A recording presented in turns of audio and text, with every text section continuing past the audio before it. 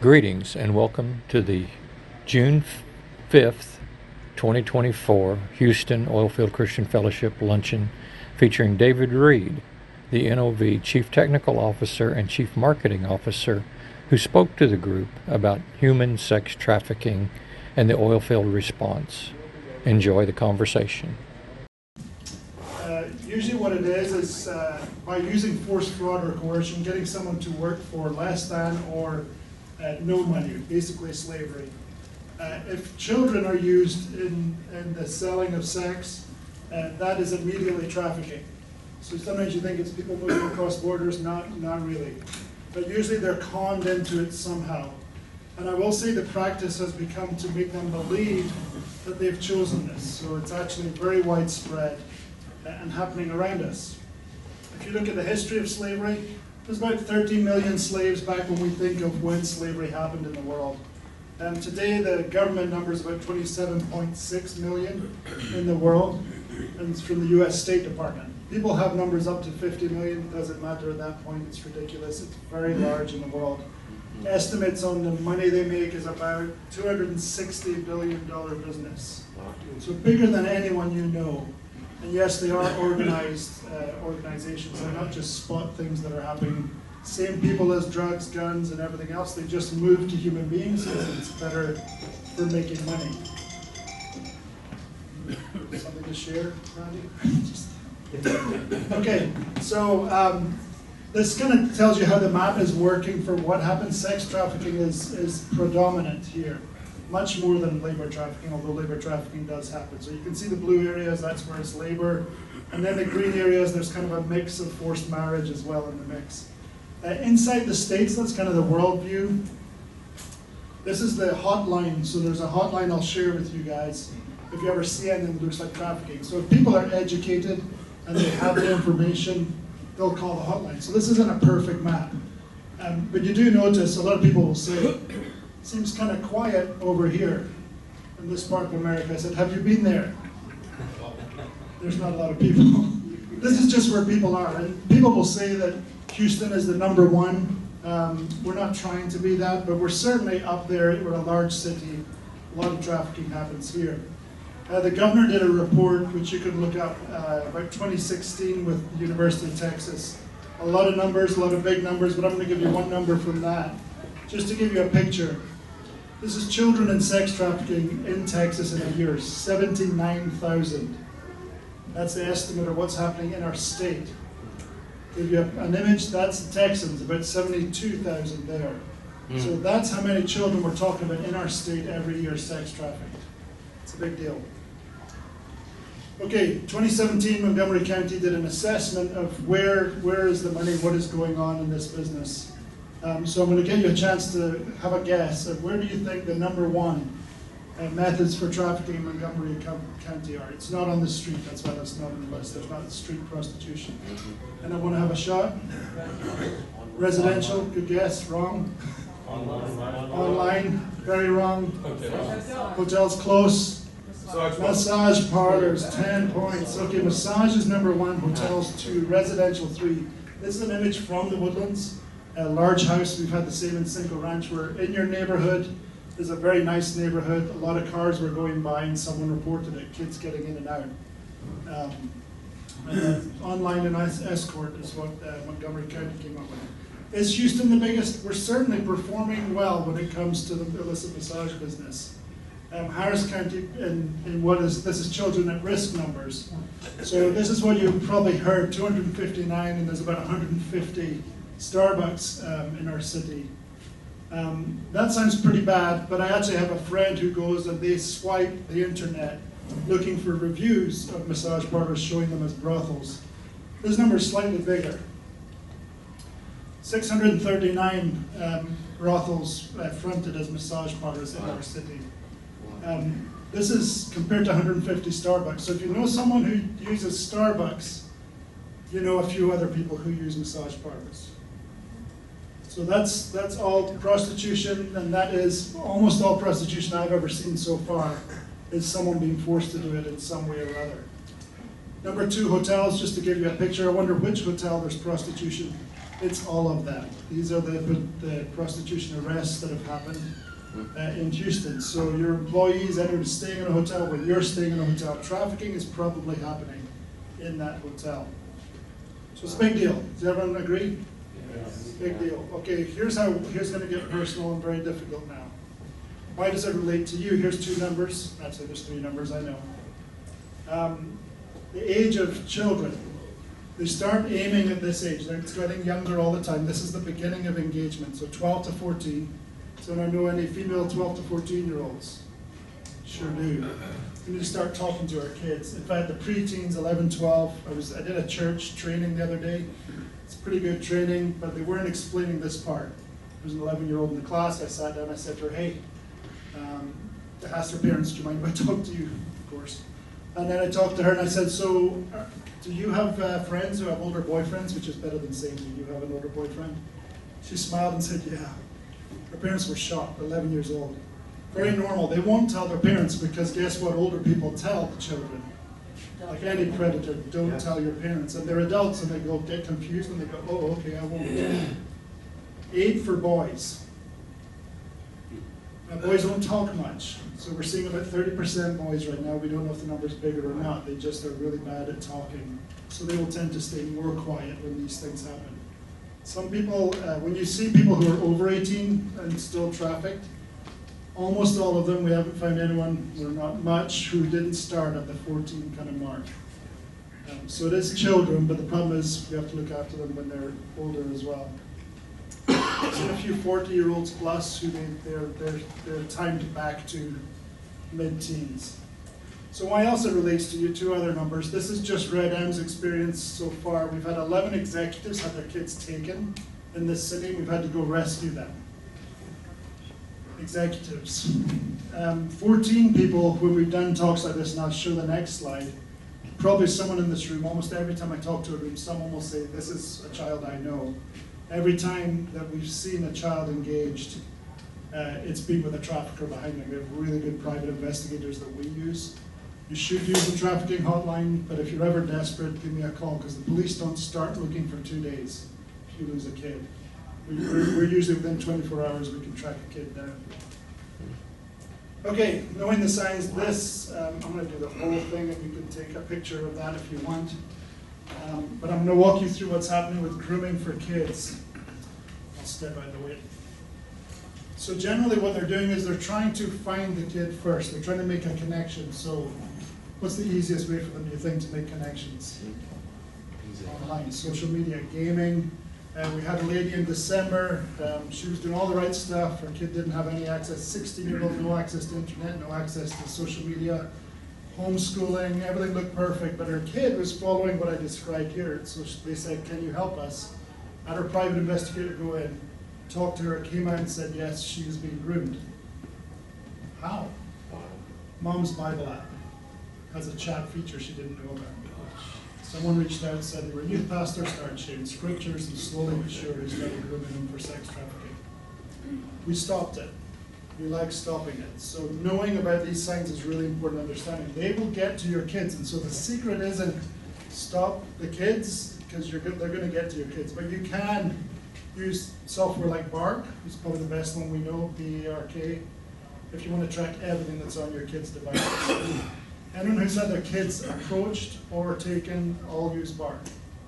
So, but other people are a bit more loose on, how much access you give your kids. People think it'd be great to give kids access to the world, and in truth, you're giving the world access to your kids. So you have to be very careful about that. What they then do is they start to build a relationship. So when they've seen online or their friends tell them, so something to think about. I protected them, I know who their friends are, but do you know who their friends are is one of the things that you have to worry about. But they'll learn stuff about your kid, and then they'll start talking to them. Everything you're telling them to correct them, or no, you can't be a TikTok star, that's ridiculous. They will tell them, you seem like someone who did really well on TikTok. Whatever it is, you're being immature. You're so not immature. Your parents don't understand, and they just start to lean into anything that is a vulnerability with the kid and start to build a relationship. If you're restricting them from having things, if your kid suddenly has an iPhone from a friend, or suddenly has a gift or clothing that they got from someone, And they use that. They use anything they can to build a relationship and make that connection stronger. And they start the isolation process. This will go on for 1, 2, sometimes 3 years. That's why they start so young, is that they'll work it in. And then they start to isolate them. So you'll start to see that kids and parents not getting on, okay, that's pretty normal. It's teenagers. Then siblings, and then close friends. And as the circle will get bigger and bigger until the trafficker is the only person who can meet their needs. And then something will happen. So they'll be isolated, then they move into something happens, but they're so committed. And so the child, everyone who's trafficked believes this. They don't believe they're trafficked, they believe they chose this relationship. And then something went wrong. It's just how cults work. Love bomb, make you feel like you belong, and then something weird happens. So then something weird happens. It can be all sorts of different things. I'll show you one example later. But sometimes they'll have them be sexually exposed and then film it. Sometimes you get kids having suicides now. Sometimes that is trafficking. You'll never learn about it. But they just strangely suddenly are not connected, and then suddenly it just goes down fast and you can't understand it. Usually they're trying to resist or deal with something they're using from a shame standpoint or a threat standpoint in that area. And then the exploitation starts. If you didn't get a picture, I'm going to move on. But the hotline is worth having in your phone at all times. If you ever see anything suspicious, to call that. Okay, so what do we do about it? In REDM, we kind of stand for Resource, Empower, and Develop movement. And what that means is we resource professionals or anybody in society, really, with information. This is a resourcing session. I'm giving you some information and telling you what you can do. Then we empower people. We run events, we do all sorts of things. We invent things almost for people to do because it causes people to engage. If you came to something that was, maybe you didn't know this was the subject. If I say I'm going to do a sex trafficking education session, most people won't come. If I say we're going to do golf or we're going to do Scottish night, we do that, that's kind of fun. We just did a Spanish night, we do whatever it takes. But you do something so people come to it and then you get a chance to talk to them. So we empower people to do things. We have cups in the back. We all post on a Monday, hashtag Red Monday. We'll put our picture of our cup wherever we are. And because there's no imagery of sex trafficking and no words in the picture, people will view it. And when they view it and stop, that means they'll see more of that. The algorithm starts to feed them more. So it's a strategy of giving people tools to talk about trafficking. And we develop leaders. So we empower them, and then our team gets really upset because it's messy and wrong. And then we have to train people. So we develop people in how to lead and how to impact. So we have leadership classes that people come to. We actually don't talk about trafficking till the end of the leadership class. And then we're a movement, basically. We want people to engage on their own and to find ways to talk about this. Without talking, I mean, I didn't talk very deep there. There's a lot I can tell you. And if you learn a lot about this, don't share it with everyone. It's too much. Just share enough. If you're in the oil field, men will talk about using prostitutes. They will. All my life, they've talked about it. And wherever we've gone, there's been women. I used to think they were maybe attractive men, but they weren't really. There was prostitutes everywhere. It was like, well, they all seem to, it was weird. But everywhere I went, you saw it, and you're targeted. So oil field is targeted because they like sports events. The shales are a target. They look for anywhere where men are isolated and have money. And so learning to talk about it's really powerful. So in resourcing, easy network engagement, I talked about a couple things we do, following us. Engaging with our events is another way to get involved. We do culture nights, table support for other events, training sessions. Our partners, so we have multiple partners that we support. We can help them. We actually profile them, so there's a lot of people working fighting sex trafficking. Most of ours are faith-based or led by people who are faith-based, but we are not. So we're very much pulling everybody in, so we have to make sure that with people who are faith-based are using their faith to help people, not using their faith to grow something. And so usually they've been great work with survivors, helping them, but not great marketers. But that's because they're using the money to help someone. And so we stay focused on that so companies can support us when we do it. So it's all versions of saying the same thing. We do care packages, which is kind of fun. We're in the middle of what we call Summer of Love. I know it's a bad name, but Jason came up with it. That was me. And everyone who's being trafficked is like, what are you doing? I don't know, we made a name up. Anyway, so we're actually getting people in companies to build basic packages that people will take to people who are on the street being trafficked. And what people get to do is these are really basic care, like hygiene products. And for men to go, so we've had men, Yeah. you can tell that story. No, I was going to say, it's a real, hello. It's a real interesting thing that we put these hygiene bags together. There's 100 millilitres, 20 of them. We put them together. The companies buy them. We put them together. We actually give them out to the girls on the street. And when we put them together and we're asking them for money, we're also telling the guys that, which is mostly guys, if you go to a strip bar and you're giving the money to the girls, you know if they're being trafficked, the girls are not holding on to the money. The amount of guys that have come to me after these conversations in Houston and said, you hit me between the eyes, I've always thought, and it's people around our age, that I always thought the girls have kept the money. And I said, are you stupid? Are you stupid? If they're being trafficked, guess where the money's going? So, yeah, guess what? The hygiene bags are important. So this has been a fantastic thing to really, I've got my voice anyway. Number one, get people to understand that they can do something, and it's a mechanism for people to go, the girls need the hygiene products. Number two, the amount of men that have come to me after these events and actually made a real clear that said, dude, I'm not going to go. And I said, I'm not going to go back to the strip bars. And I said to David, I'm going to go back. We as men need to stand up with our voices, protect the females, and go back and make sure it's clear that says, guys, what are we doing? Because we can stop it. If we start stopping it, and I don't care if it's one person, two people, if we can do it every one time, one or two at a time, each one of us, then we'll stop the demand. There you go. Good job. Yeah. Jason Duff. Sorry. No, you can't. So it obviously opens conversations, opens doors. Yeah. And right now, if you're in a company and you want to do this, let us talk to your people. We can set it up really quickly. Yeah. It's a very simple thing to do. We've got a lot going on right now with that. And then leading others. So there's company events that we do, REDM operations. So we have no employees and no building. So that all the money that comes to us goes straight to survivors. But we need a lot of people. So we try and engage people in doing work.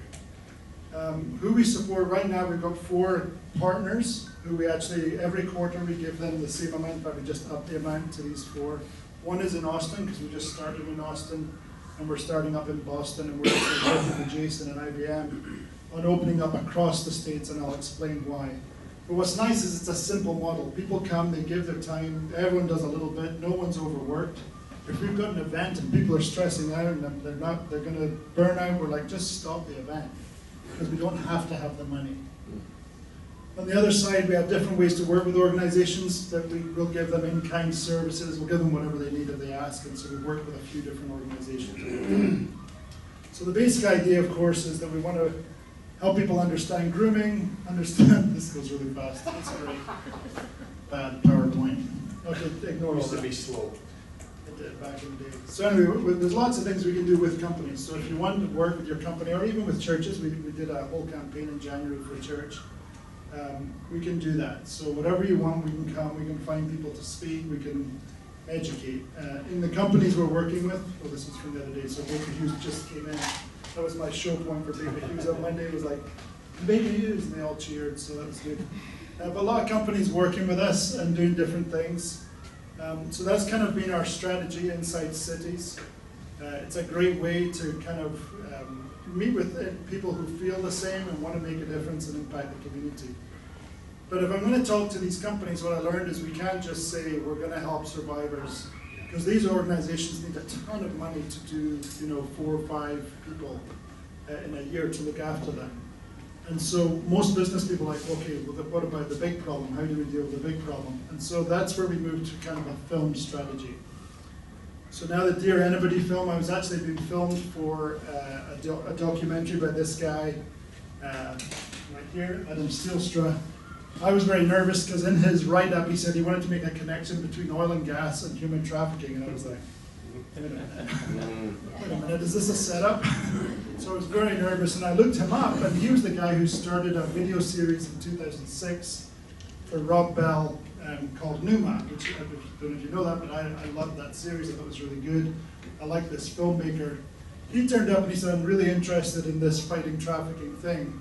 I said, well, you're busy, so get back to me if you have a plan. And he came back a month later with a whole film plan, and this is where we are 2 years since then. So he's a writer, filmmaker, very well known. The concept is 6 60-second pieces on real trafficking stories, and then one 8-minute education piece. So people will see one of these in an advertising slot. So they'll see it in front of YouTube, Hulu, in the movies, somewhere. They'll see it, and then they'll go to a link that will show them a bit more about trafficking and what you can do in your city. It's intense, it's a rapid rescue, usually in a call to action. I'm actually going to show you a couple of the films that we built already. Very, very expensive is my challenge. So I got about 35 executives together in January and asked for 1.6 million, and they all were like, and then they left the room. And then I got about 300,000 out of them, which was enough to make 2 of the films, so that's good. So we're still looking for more, but the plan is to get REDM everywhere. So we're already moving on, cities. You can't read that probably, but Houston, Austin, Aberdeen, or Boston would probably move over now. New York, Denver, Atlanta, Detroit, anywhere. Midland is probably going to come faster than anything. Midland is one of our highest per capita trafficking areas in Texas, and everyone in Midland knows what's happening, so they talk about it quite openly. Then we've got an oil and gas group that just works oil and gas, arts and entertainment, and clean tech. We have wireless, and then we're targeting some other businesses. The whole idea is to build this up before we launch the films. And then the strategy with the films is to actually have REDM everywhere. So our set of films will hit about 20 million people. And we've got the guy who did He Gets Us. I don't know if any of you saw that during the Super Bowl. Phil McKendry, he's working on us to get to Super Bowl. He wants to do more than Super Bowl, so we're talking potential Olympics and World Cup. But he knows the kind of people who can fund that, which is a lot of millions of dollars. But to get you the idea, and he wants to do Live Aid, so I always put it in because he thinks he's being sure. Anyway, so this is a story. So this is going to be a bit hard to watch. This is the Romeo pimp. This is the primary thing we see is girls who get guys who think they're boyfriends.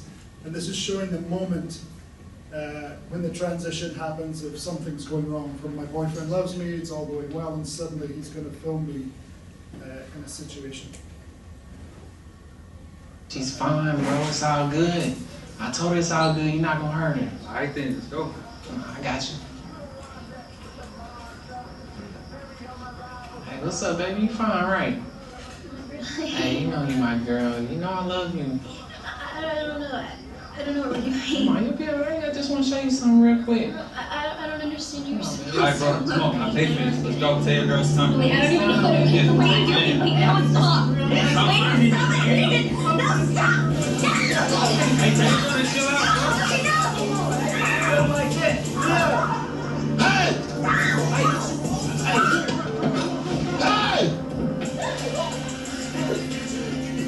This is trafficking. We're going to need your help.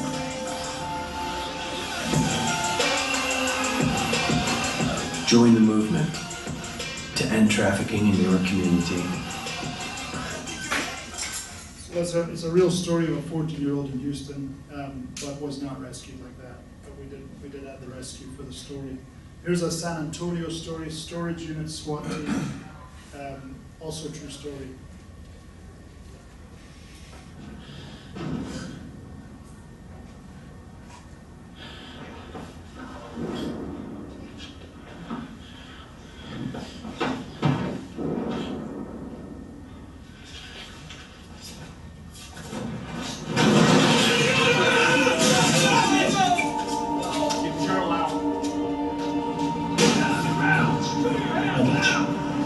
You're safe now.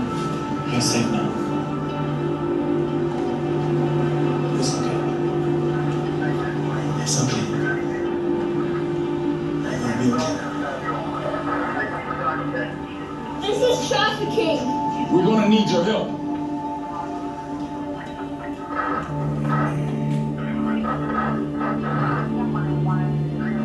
Join the movement to end trafficking in your community. So that's kind of our plan, is to start building a series of these that will go out. It's kind of PG, but it's still stressful and hard to believe. So behind that, people will go to learning what's actually happening in our communities. When it sounds weird, but when you talk to the non-profits we work with, we're probably the only I am on Hands of Justice. I'm the only one that's not been sex trafficking on the board. So if you listen to the people, I know you look at this and think, yeah, there's that. 3 of the board members that I work, I'll go to there tonight, it's up in Conroe, Hands of Justice. 3 of them are on the Romeo side, so everyone tells a story and you think, geez. But the reason we need to do this is they need help, so they all come from that background. The bits that we can give as an oil and gas or people of professional is what David said, we've got these skills, etc., that we need of looking at outside money, skills, etc., and that's where, again, REDM comes in. But if anyone questions the people, I'll take you to Conroe and you meet these lovely people, but that's their background. I think the turnaround for Jason was actually meeting people who've been trafficked, because it seems a bit, really? Yeah, but also building that, because in the oil field there's a lot of people who are actually buying sex. yeah. Getting to them is an opportunity to talk about. Often guys will say, because usually they're either underage and lying. They also tell the same story all the time. Yeah. So these guys are used to being told that, I'm doing this to go to college or whatever. And they might not even be 18 yet, but they'll tell that story. They tell the same story. And the traffickers use their phones to track them, record them. So they can never tell a different story, but men think that they're helping out. The experience and stories of the survivors will shock you. Yeah. But all forms of people are involved in this, and that's something that makes it really hard for them to trust people. So learning how to have survivors in your church is a whole other thing as well. They find it hard to be in community. But it's really worthwhile. When you see the life change, it's really amazing what's possible. So there's a lot for us to do as a society. Basically, we post cups on Mondays to start this conversation so that it's quite gentle. It's a way to start the conversation. And that's what we really need to do, because ultimately we can try and build as many survival shelters as we can and do as much rescue as we can. Right now we're about 1% are getting rescued. What we really need is society to change. When we started this, I had a room like this of 50 people. 48 of them knew nothing about trafficking, 2 did. One who put their hand up, I said, well, how do you know about trafficking? She said, I'm an FBI wiretapper. I said, well, why are you here? She goes, well, I see drugs and guns and gangs and I report it. But when I see trafficking, I'm told to leave it alone because people don't care about that. And that's what the government thinks. Because you don't know about it, which the traffickers love us to don't know, and we just changed that today. Now it needs to be on your list as something that you care about. Because politicians, and I don't care which side you support, politicians will only move if you're interested and it's on your list. And as long as it's not on your list, this is going to continue. And so we need everyone to be involved, and it's a great opportunity to stay positive. I mean, we are very positive in our group. We have a lot of fun doing what we do. We don't live in a heavy place, but as soon as someone has an issue, we have people who can jump on it immediately. And so we're trying to make a difference in every city in the US and around the world, and we're on that journey. So thank you very much.